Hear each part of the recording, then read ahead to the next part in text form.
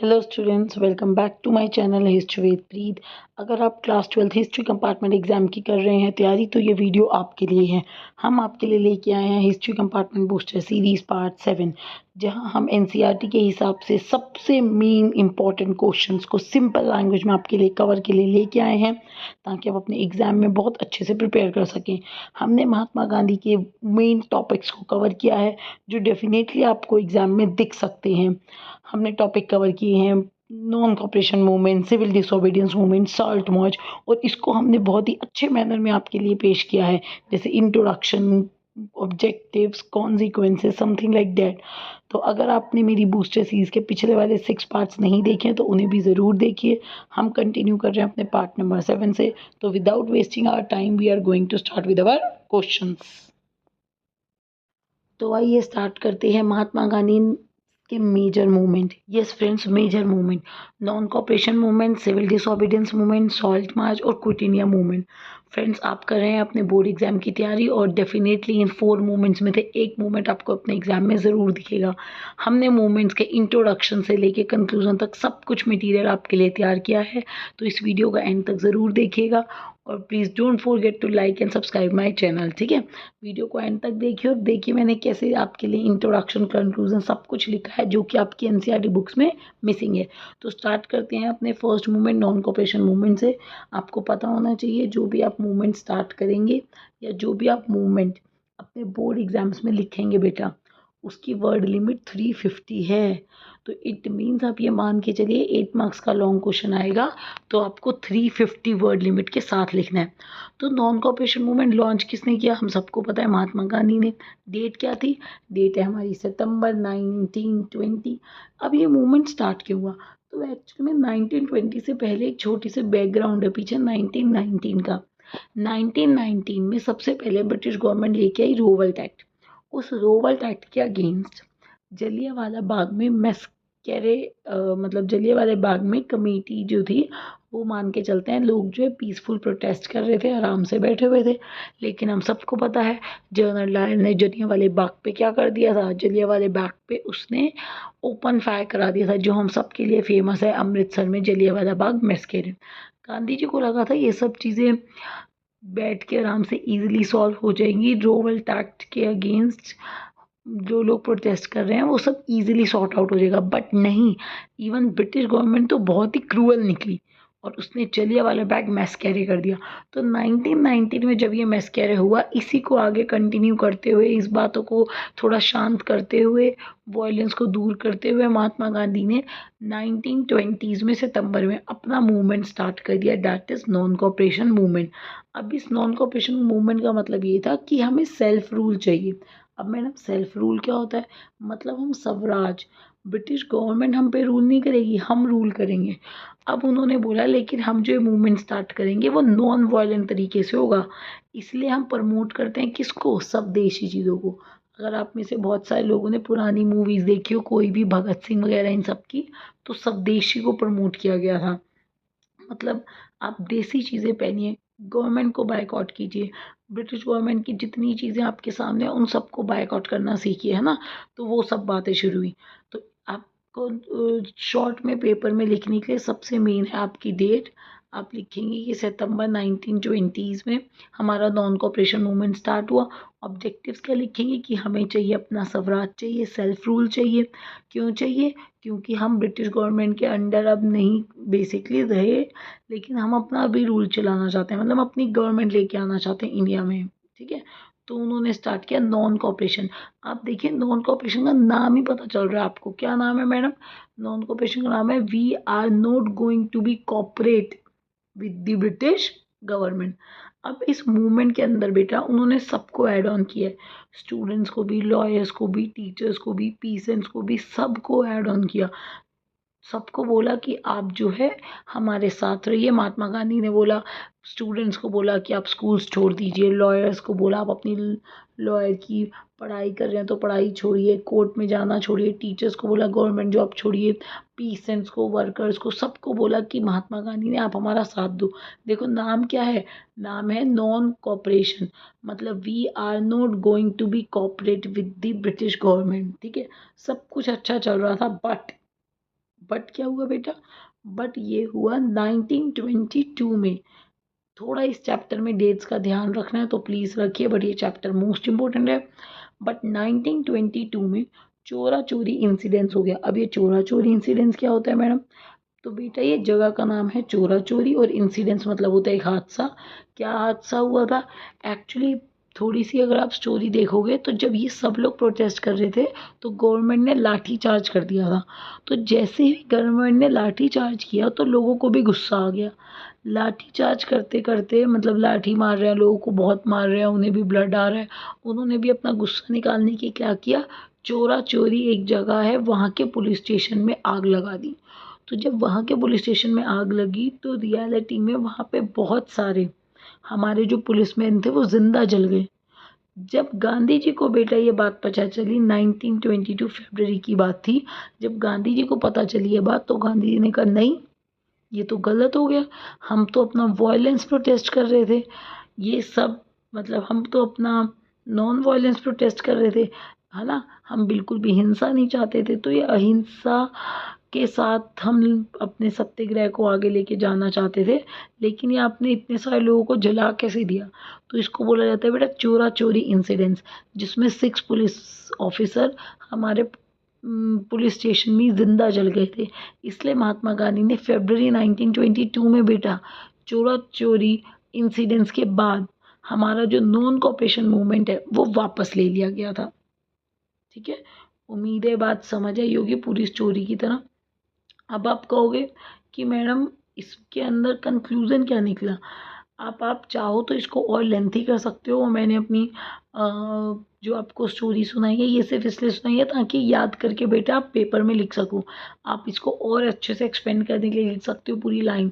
Students boycott the schools, lawyers ने boycott कर दिया, टीचर्स ने बायकॉट कर दिया, पीसेंट्स ने किया, एक एक अलग अलग लाइन लिखो। लाखों लोगों ने गवर्नमेंट जॉब छोड़ी, इतने लोगों ने एजुकेशन इंस्टीट्यूशन छोड़ा, फॉरेन क्लॉथ्स जो थे उन्हें पूरा पब्लिकली बर्न करना लोगों ने शुरू कर दिया। जैसे होली मनाई जाती है ना, कौन सी वाली होली, खेलने वाली नहीं बेटा, वो जलाने वाली होली, जिसमें लोग आपका होली का दहन होता है। लोगों ने फॉरेन क्लोथ्स का होली का दहन किया, खादी को अपनाना शुरू किया। लेकिन इतने एफर्ट्स करने के बाद, इतनी आगे पहुंचने के बाद भी जो चोरा चोरी इंसिडेंस हुआ उसकी वजह से जो हमारा खुद का नॉन कॉपरेशन मूवमेंट था, महात्मा गांधी ने उसे वापस ले लिया। तो मूवमेंट जो था वो एक्चुअली में स्वराज तो ले ही नहीं पाए हम। तो इसका मतलब जो नॉन कॉपरेशन मूवमेंट था वो एक्चुअली में तो फेल हो गया, है ना। मतलब मूवमेंट जो था वो अपने कंक्लूजन तक तो पहुंचा ही नहीं। बट हाँ, इस मूवमेंट में एक ज़रूर बात हुई, क्योंकि ये हमारा इंडिया का फर्स्ट मूवमेंट था जिसे महात्मा गांधी चला रहे थे, और ये पहली बार मास मूवमेंट बन के सबके सामने आया। अलग अलग पीपल, अलग अलग रीजन्स के लोग, अलग रिलीजन के लोग, बहुत सारे अलग सोशल ग्रुप, सब लोग महात्मा गांधी के साथ जुड़े। और इसी मूवमेंट से बेटा महात्मा गांधी को सब लोगों ने एक्सेप्ट किया एज अ नेशनल लीडर, और बोला कि महात्मा गांधी जो है वही हमारे अब से कोई मूवमेंट चलाएंगे। और लोगों ने बिन सोचे समझे महात्मा गांधी का बहुत साथ दिया इस मूवमेंट में। तो बेसिकली ये मूवमेंट फेमस बहुत हुआ क्योंकि नॉन कॉपरेट था, है ना। आप इसके अंदर चाहो तो और एक्स्ट्रा लाइन्स ऐड कर सकते हो कि पीसेंट्स भी थे, उन्होंने भी इस मूवमेंट को साथ में ज्वाइन किया। उन लोगों ने कैसे ज्वाइन किया, टैक्सेस ना पे करके ब्रिटिश गवर्नमेंट को। फॉरेस्ट ट्राइबल्स ने भी किया, फॉरेस्ट ट्राइबल्स के लिए मना था बेटा फॉरेस्ट में जाना, उसके बावजूद भी फॉरेस्ट के लोग जो ट्राइबल्स थे वो फॉरेस्ट में जाते थे, क्योंकि हमें किसी भी तरीके से ब्रिटिश गवर्नमेंट के साथ कॉपरेट नहीं करना था। It means we are not going to be cooperate with the British government. तो आप बात समझ रहे हैं। तो इसका मतलब यही है कि हमें ब्रिटिश गवर्नमेंट के साथ कॉपरेट नहीं करना, चाहे कुछ भी हो जाए। तो इसीलिए नॉन कॉपरेशन मूवमेंट बना था। बट एंड क्या हुआ, एंड ये हुआ चोरा चोरी के इंसिडेंट्स की वजह से महात्मा गांधी ने मूवमेंट वापस ले लिया, और जो हमने अपना मोटिव रखा था स्वराज का वो हमें नहीं मिल पाया। अब स्टार्ट करते हैं अपना नेक्स्ट मूवमेंट जिसका नाम है सिविल डिसोबीडियंस मूवमेंट। अब मैडम सिविल डिसोबीडियंस मूवमेंट क्या है, तो बेटा सिविल डिसोबीडियंस मूवमेंट 1930 में स्टार्ट हुआ था सॉल्ट मार्च के साथ ही। वो अभी मैं आपको और आगे नेक्स्ट पेज पे ही, नेक्स्ट स्लाइड पे ही लिखा हुआ है। आप सॉल्ट मार्च को भी सिविल डिसोबीडियंस में ऐड कर सकते हैं, अपने आंसर्स को लेंथी करें, है ना। हिस्ट्री में एक ही ईजी सा फंड है, जितना ज़्यादा बेटा आप हिस्ट्री में लिखोगे उतने ज़्यादा आप मार्क्स स्कोर करोगे, बहुत ईजी। बट हाँ, कंटेंट रिलीवेंट हो, प्रेजेंटेशन A1 हो, जैसे मैंने लिखी है। मैं पर आपको तब भी कह रही हूँ कि ये प्रेजेंटेशन अभी बहुत शॉर्ट है, मैं आपको समझा रही हूँ। तो ये सब इसलिए ये अभी शॉर्ट है, आप अच्छे से और एक्सप्लेन करेंगे इसे, और आगे वाली स्लाइड्स में मेरा और एक्सप्लेनेशन है अभी। सिविल डिसोबीडियंस 1930 में स्टार्ट हुआ सॉल्ट मार्च के साथ। अब सिविल डिसोबीडियंस क्या था? सिविल डिसोबीडियंस ये था कि हम डिसओबे कर रहे हैं गवर्नमेंट की बात को, नॉर्मल सी भाषा, हम आपकी बात नहीं मानेंगे, इसका मतलब डिसओबे, और हम डिमांड करेंगे पूर्ण स्वराज। ये सब अभी आगे है। अब इसके कॉन्सिक्वेंसेस क्या हुए, मतलब इससे निकला क्या, समझ रहे हो? कहा जाता है मिलियंस लोगों ने सिविल डिसोबीडियंस मूवमेंट को ज्वाइन किया, मिलियंस लोगों ने सॉल्ट लॉ को वायलेट किया, कई लीडर्स हमारे अरेस्ट हुए, और लास्ट में आते आते सिविल डिसोबीडियंस मूवमेंट के ही वजह से, इसी के रीज़न की वजह से हमारा गांधी इरविन पैक्ट हुआ था। वो भी आप मानोगे कि गांधी और इरविन दो अलग अलग लोग हैं। गांधी जी हमारे महात्मा गांधी, इरविन हमारे वाइसरॉय इंडिया के, उस टाइम पीरियड के। इन्होंने बैठ के समझौते किए, साइन किए, राउंड टेबल कॉन्फ्रेंस हुई, और कंक्लूज़न क्या निकला? कंक्लूज़न ये निकला कि हमने दोबारा से फ्रीडम स्ट्रगल में साथ दिया, और बहुत सारे लोग जो थे वो सामने आ चुके थे ये कहने के लिए कि ब्रिटिश गवर्नमेंट, अब हम आपके साथ नहीं रहना चाहते, हमें अपना पूर्ण स्वराज चाहिए। अभी जितने पॉइंट रह गए हैं, पूर्ण स्वराज, सॉल्ट मार्च, ये आगे कवर है। सिर्फ आंसर्स कैसे लिखने हैं बेटा, ये मैंने आपको दिखाया है। इंट्रोडक्शन लिखोगे आप सॉल्ट मार्च से, ऑब्जेक्टिव क्या है? पीसफुल सिविल डिसओबीडियंस, और डिमांड करेंगे पूर्ण स्वराज की। अभी पढ़ेंगे आगे कॉन्सिक्वेंसेस क्या निकले कि बहुत सारे लोगों ने ज्वाइन किया। कंक्लूजन क्या निकले? लोग बिना डरे सामने आए और उन्होंने चैलेंज किया। अब जो मैंने पीछे बेटा यहाँ पे सॉल्ट मार्च लिखा है, अगर बोर्ड एग्जाम में सिविल डिसोबीडियंस मूवमेंट आता है तो भी आप सॉल्ट मार्च को एक्सप्लेन करोगे, और अगर अलग से सॉल्ट मार्च आता है तो भी आप सॉल्ट मार्च को एक्सप्लेन करोगे, समझ रहे हो? तो गांधी जो थे वो बेसिकली हमारे 250 माइल्स साबरमती आश्रम से आगे गए। डांडी, आप सबको पता ही है, हाथ में एक स्टिक थी, उसे लेके साबरमती आश्रम से वो आगे गए। कहाँ पर गए? माना जाता है जहाँ पे उनके वहाँ पे नियर बाय सी था। 12 मार्च से 1930 से ये शुरू हुई हमारी मार्च, और 6 अप्रैल 1930 तक चली। इसका भी मेन ऑब्जेक्टिव क्या था? इसका मेन ऑब्जेक्टिव था ब्रिटिश गवर्नमेंट की लगाई गई मोनोपोली। ब्रिटिश गवर्नमेंट ने टैक्स लगा रखा था सॉल्ट पे, ये आपको पता ही होगा। ब्रिटिश गवर्नमेंट ने टैक्सेस लगा दिया था सॉल्ट पे, तो जो सॉल्ट की कॉस्ट थी ना बेटा, वो समझो टैक्स की वजह से 300 टाइम्स हो गई थी। 300 टाइम्स मतलब 300% तक इंक्रीज हो गई थी। मान लो 1 रुपए की चीज़ है तो उसमें तीन तीन रुपए और लगा दो तो वो 4 रुपए की होगी। तो आप सोचो इतना महंगा सॉल्ट। गांधी जी ने बोला कि भाई ये सॉल्ट है और ये नेसेसिटी है, आपको ये सॉल्ट मार्च ख़त्म करना चाहिए। आपको मतलब ये sorry, I repeat, Gandhi ji ने बोला कि सॉल्ट है और ये सॉल्ट नेसेसिटी है, आपको सॉल्ट पे लगाया हुआ टैक्स वापस लेना है। और इरविन से बात भी करी, पर इरविन ने उनकी बात को अनसुना कर दिया। गांधी जी ने तो ये तक कहा जाता है बेटा कि गांधी जी ने रिटर्न एप्लीकेशन भी दे दी थी। यस, और रिटर्न एप्लीकेशन जिसमें गांधी जी कह रहे थे कि मैं सॉल्ट मार्च करने आ रहा हूँ इरविन, है ना, और तो उससे पहले सॉल्ट टैक्स हटा दे। पर इरविन ने ध्यान ही दिया कि करता रहेगा, क्या फ़र्क पड़ रहा है ना, एक बूढ़ा आदमी कितना ही काम कर लेगा। पर अपोजिट हो गया बेटा। जब गांधी जी ने सॉल्ट मार्च करी, वो 250 माइल्स चले, तब कई दुनिया उनके साथ थी। और ये सिर्फ आपका डांडी में ही नहीं हुआ था, जबकि अलग अलग एरियाज में, अलग अलग इलाकों में ये हुआ। सॉल्ट मार्च इतनी पीसफुल थी और उसके बावजूद भी वो ग्लोबल का सिंबल बन गई। इतने लोगों को सॉल्ट मार्च से इंस्पायर मिली। कई अलग अलग लोगों ने एरिया से सॉल्ट मार्च अपने, जैसे मान लो साबरमती से दांडी तक महात्मा गांधी गए थे, लेकिन अलग अलग एरिया से भी लोग अलग अलग जगहों पर गए। जिनके पास सी था ठीक है, जिनके पास फॉरेस्ट थे उन्होंने फॉरेस्ट के लॉ तोड़े।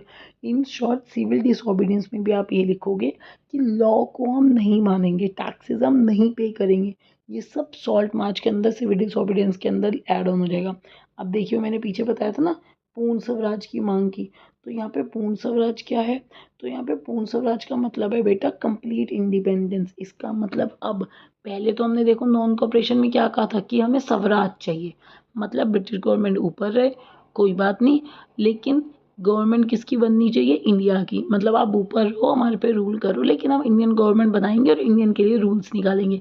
लेकिन 1920 की स्टोरी थी बेटा, लेकिन अब 1930 आ गया, 10 ईयर्स पूरे बीत गए, तो अब 10 साल में इन्होंने डिमांड चेंज कर दी। इन्होंने क्या बोला, हमें पूर्ण स्वराज चाहिए। और आपको पता होना चाहिए एमसीक्यू के लिए मोस्ट इंपॉर्टेंट लाइन बेटा, ये रही, 26 जनवरी 1930 इंडिपेंडेंस डे। यस बेटा, इंडिपेंडेंस डे वाज ऑब्जर्व्ड। अब आप कहोगे मैडम गलत लिख दिया होगा आपने, इंडिपेंडेंस डे लिख दिया। तो यस बेटा, हमें आज़ादी मिली ज़रूर 15 अगस्त को है, लेकिन आज़ादी मिलने से 17 साल पहले ही 26 जनवरी 1930 को हमने पूर्ण स्वराज की मांग की थी। 26 जनवरी 1930 को हमने बोला था कि अब हमें इंडिपेंडेंस होना है। तब हमने अपना नेशनल फ्लैग भी फैला दिया था, तब हमने अपने पेट्रोटिक सॉन्ग भी सिंग कर लिए थे। मतलब तभी से सोच लिया था 1930 से कि अब हमें आज़ाद होना है। लेकिन देखो हमें आज़ादी मिली कब, सबको पता है 15 अगस्त 1947 को। हो सकता है बेटा ये चैप्टर आपको मुश्किल लगे, क्योंकि इसमें बहुत सारी डेट्स हैं, इसमें बहुत सारे न्यू कॉन्सेप्ट हैं, बट घबराना नहीं है, कोई बात नहीं। आपके एग्जाम में इसी में से क्वेश्चन आएगा बेटा, डैम श्योर आएगा। मूवमेंट में से क्वेश्चन महात्मा गांधी का एग्जाम में ज़रूर दिखता है, बोर्ड एग्जाम में। तो कोई बात नहीं, इस वीडियो को 2 से 4 बार ज़रूर देखिए। एक पूरा नहीं देख सकते तो एक एक मूवमेंट करके लर्न कीजिए, है ना, लेकिन लर्न तो करना ही है बेटा। अब हम आते हैं अपने लास्ट फोर्थ मूवमेंट की तरफ, जो है हमारा क्विट इंडिया मूवमेंट। अब क्विट इंडिया मूवमेंट क्या है भाई, देखिए क्विट इंडिया मूवमेंट है बेसिकली हमारा एक ऐसा मूवमेंट जिसके अंदर फाइनली आप पढ़ोगे भारत छोड़ो आंदोलन। इसका मतलब इस आंदोलन में हमारे महात्मा गांधी जी ने भी एक लाइन दे दी थी। क्या लाइन दी थी वो, ये इंपॉर्टेंट बात है। महात्मा गांधी ने लाइन दी थी, give a famous slogan, do और डाई, मतलब करो या मरो।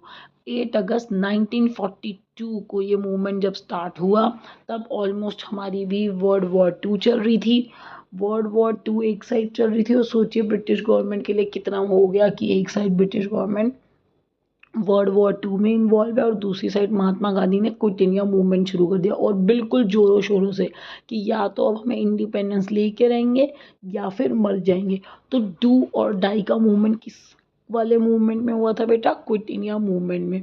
अब क्विट इंडिया मूवमेंट जनरली एक बहुत मास मूवमेंट था, जिसमें थाउजेंड्स ऑर्डिनरी इंडियंस ने, बहुत सारे यंग पीपल्स ने, सब ने, कांग्रेस लीडर्स ने, सब ने बढ़ चढ़ के हिस्सा लिया। वही सेम स्टोरी, यंग्स जो थे उन्होंने अपने कॉलेज जाने छोड़ दिए, कॉलेज जाने की बजाय वो बेचारे सब कहाँ गए, जेल।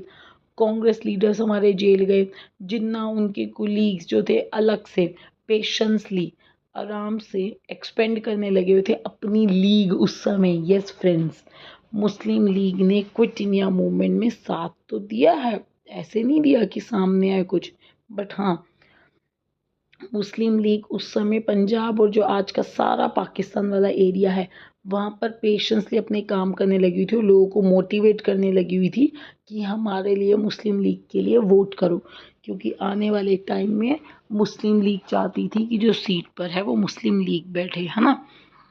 जितने भी टॉप कांग्रेस के लीडर्स थे सब अरेस्ट हो गए, लोगों ने बहुत स्ट्राइक्स की, बहुत प्रोटेस्ट हुए, अंडरग्राउंड एक्टिविटीज़ चलती चली गई, एक इंडियन दूसरे इंडियंस की हेल्प करता ही जा रहा है ना, ये सब हो ही रहा था। लेकिन दूसरी साइड हमारे जिन्ना जी जो थे, उन्होंने एक चीज़ कर दी, क्या कर दी, क्या कर दी मैडम, बेटा उन्होंने कर दिया डायरेक्ट एक्शन डे। अब ये क्या होता है, तो बेटा डायरेक्ट एक्शन डे का मतलब था हमारे मोहम्मद अली जिन्ना ने बोला हमें चाहिए अब पाकिस्तान।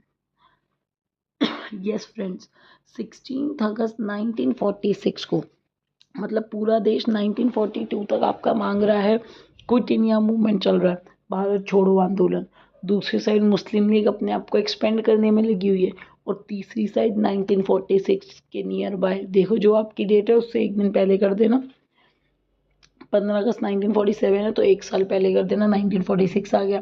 15 अगस्त आपकी डेट है, उनकी 16 अगस्त यहाँ पे लिखी है। डायरेक्ट एक्शन डे 16 अगस्त को उन्होंने अनाउंस कर दिया कि हमें चाहिए अपना अलग से पाकिस्तान। उसके बाद इतने ब्लडी रॉयट्स हुए बेटा, इतने दंगे हुए, आपने देखा होगा, पार्टीशन मूवी देखी होगी है ना। एक साइड से दूसरी साइड लोग जाने के लिए बहुत हौच पौच हो रही है। एक साइड हिंदूज मारे जा रहे हैं, एक साइड मुस्लिम्स मारे जा रहे हैं। बहुत सारे लोग सफ़रर्स हुए, जो बेचारे बॉर्डर के इस पार थे, बॉर्डर के उस पार, उन्हें बहुत सफरिंग करनी पड़ी। 1 साल तक ये सफरिंग चलती रही और फाइनली हम सबको पता है, जब हमारे कौन वाइस रॉय बैठे, लॉर्ड माउंटबेटन जब बैठे हुए थे, तो लॉर्ड माउंटबेटन ने लास्ट बार राउंड के लिए बुलाया महात्मा गांधी को भी, कांग्रेस को भी, अली जिन्ना को भी, पर तब भी कोई बात सामने नहीं आई। मतलब फरवरी 1946 में भी सोचा कि चलो एक बार सुलह कर लेते हैं, क्या करना है, पर कुछ नहीं हुआ। तो हार के महात्मा गांधी और सबने लोगों ने, लॉर्ड माउंटबेटन ने क्या चीज़ें फाइनली प्रीफर करी कि इतना खून और इतना सब तो हो रहा था, ब्रिटिश गवर्नमेंट क्यों रोकेगी, वो तो कहते हैं मरो, है ना। तो फाइनली क्या डिसाइड हुआ हम सबको पता है, 15 अगस्त 1947 को इंडिया को इंडिपेंडेंस मिल गई। बट हाँ, कैसे मिली, पार्टीशन के साथ। तो आप सोचिए कितना स्ट्रगल वाला टाइम रहा, कितना, आप भी सोच सकते हैं कितनी लोगों को सफरिंग हुई। और फाइनली 1942 से जो क्विट इंडिया मूवमेंट चल रहा था, वो 1947 में आके एंड हुआ अगस्त में। अब देखिए इसकी डेट भी 8 अगस्त थी और हमें आज़ादी भी 15 अगस्त 1947 को बन रही है। फाइनली वो डे आया 15 अगस्त 1947, जब इंडिया के अलग अलग एरियाज़ में लोगों ने डिफरेंट डिफरेंट पार्ट्स में हैप्पीनेस बनाई, खुशी मनाई, और इंडिया जो है इंडिपेंडेंट हो गया। अब देखिए फ्रेंड्स, मैंने आपको ये 4 मूवमेंट्स पढ़ाए हैं। डैम श्योर इन 4 मूवमेंट्स में से कोई ना कोई मूवमेंट आपके एग्जाम में ज़रूर आएगा। तो इस वीडियो को 2 से 4 बार ज़रूर देखिए, तभी ये सारे मूवमेंट समझ आएंगे। और मैं आपके लिए लेके आई हूँ एक और मोस्ट इम्पॉर्टेंट क्वेश्चंस, वो है पंचायत। यस फ्रेंड्स, वो है पंचायत। ये हमारा चैप्टर नंबर 8 का क्वेश्चन है। ये हमारा एनसीईआरटी का ही चैप्टर नंबर 8 का क्वेश्चन है, पंचायत। तो इसमें क्या है, discuss the way in which panchayat and village headman regulated rural society. मतलब हमारे पंचायत के लोग और विलेज हेडमैन उस समय की रूरल सोसाइटी को कैसे मेंटेन करते थे। अब ये मैडम पंचायत क्या होती है, वैसे तो बेटा हम सब इंडिया में ही रहते हैं, बचपन से ही हमने बहुत सारी मूवीज़ देखी हैं, तो हम सबको पता है हर एक गांव में पहले टाइम पीरियड में, आज भी वैसे है ही, लेकिन पहले टाइम पीरियड में हर एक विलेजेस में पंचायत होती थी, कन्फर्म पंचायत। उस पंचायत का एक हेडमैन होता था, जिसे आप नॉर्मल बोलते हो मुखिया, नॉर्मल उसमें सरपंच मुखिया बोलते हैं। तो पंचायत मतलब 5 लोगों का समूह, और उन पांचों में से एक लोग कौन है, उसमें से एक हमारा मुखिया है। तो ये जो मुखिया है वो रियलिटी में तो पूरे कॉन्फिडेंस से बनता है जब सारे एल्डर्स मान जाते हैं। और ज़्यादातर जो मुखिया होता है वो हेरिटेज ही होता है, मतलब एक बार आप मुखिया बन गए उस फैमिली से, उस घर से, तो आने वाली जनरेशन में आप ही बनोगे। अब वो बात अलग है कि अब थोड़े इलेक्शंस होते हैं, वोट होते हैं, बट पंचायत क्या है ये आप सब लिख सकते हो, है ना। अब हेडमैन का क्या काम है, हेडमैन मतलब आपका मुखिया बन गया। मुखिया का काम ये है कि विलेज में जितने भी अकाउंट्स हैं, जितने भी पैसा पंचायत के पास आता है, पंचायत कौन कौन से काम करा रही है, जो आखिरी फैसला होगा, जो पर्सन खड़े होकर सबको फैसला सुनाएगा, वो पंचायत ही करेगी। एक्चुअली रूरल पीरियड के टाइम में इतने कोर्ट, इतनी पुलिस नहीं होती थी, सारे मामले उसी गांव में, उसी पंचायत में सुलझा लिए जाते थे। ना बात ज़्यादा बाहर जाती थी, ना इतने महीने लगते थे, ना इतने सालों साल लगते थे जो आज आपके कोर्ट्स में लगते हैं। तो पंचायत मतलब जो आपके सारे तरीके के केस जो है उसको सॉर्ट आउट कर देती थी। 2 भाइयों के बीच में झगड़ा हो, ये सब लिख दीजिए, कोई दिक्कत नहीं है, ये उनके फंक्शंस हैं। 2 ब्रदर्स के बीच में झगड़ा हो, है ना, कोई वाइफ किसी को छोड़ के गई हो, मैरिजेस के केस हो, ये सब पंचायत सॉर्ट आउट करेगी। अब पंचायत जो है उस ज़माने में फ़ंड कैसे लेती थी, तो एक्चुअली जितने भी कॉमन लोग थे, जितने भी इंडिविजुअल्स होते थे गाँव में, वो सब के सब लोग हर मंथ कुछ ना कुछ कंट्रीब्यूट करेंगे। वो जितना भी बेटा कंट्रीब्यूट करेंगे वही पंचायत का फ़ंड है, और उसी फ़ंड से हमारे गाँव, मतलब उसी पंचायत के गाँव के लोगों की हेल्प होगी। एग्जाम्पल के लिए मानिए हमें अपने गांव में कैनल लेके आनी है, अब एक पर्सन थोड़ी बेटा कैनल के पैसे दे देगा, नहर के। तो आप क्या करेंगे, तो माना जाएगा कि पंचायत सामने आएगी और पंचायत के पास जितना फंड इकट्ठा हुआ है वो कैनल को लगाने में, नेचुरल क्लैमिटी मान लो फ्लड आ गया, बेचारा किसी का कोई ज़रूरी वो हो गई, तो उन सब चीज़ों में वो पैसा यूज़ किया जाएगा। अब वो पैसा सही से यूज़ हो रहा है, वो पैसा सही से काम आ रहा है, क्या पैसे में कोई गड़बड़ी तो नहीं हो रही, इन सब चीज़ों के लिए भी पटवारी होता था और उन सबको भी देखने के लिए हमारा हेडमैन होता था, मतलब मुखिया। नॉर्मल सी बात है, आप अपने आप इजीली कहानी लिखाइएगा। एक बार मेरी वीडियो को और इस लिखे हुए कंटेंट को ज़रूर सुनिए बस। वन इम्पॉर्टेंट फंक्शन क्या है पंचायत का उस ज़माने में, रूरल सोसाइटी में देखिए सबसे इम्पॉर्टेंट काम था कास्ट बाउंड्रीज। जैसे कि आप सबको पता ही है, ये इंडिया था भाई, वैसे तो आज भी इंडिया ही है, मतलब उस ज़माने में ये ज़्यादा कास्ट बाउंड्रीज में बना हुआ था। आज भी गांव में बहुत जगह होता है ऐसा, हमें पता है। ब्राह्मण है, तुम क्षत्रिय हो, है ना, तुम इस जात के हो, तुम उस जात के हो, लोग ऐसे कमेंट करते ही रहते हैं और भेदभाव बहुत ज़्यादा होता था। तो ब्राह्मण भी इस बात पे ध्यान देते थे और पंचायत भी इस बात पे ध्यान देती थी, एक जाति के लड़के की शादी दूसरी जाति की लड़की से नहीं होनी चाहिए। इसका मतलब इन सब चीज़ों पे, कास्ट बाउंड्रीज पे बहुत ज़्यादा ध्यान होता था। आपको पता है, जब भी शादी होगी विलेज में तो वहाँ पे पंचायत को ज़रूर बुलाया जाएगा, क्योंकि पंचायत के सामने जो शादी होगी वही मान्य है।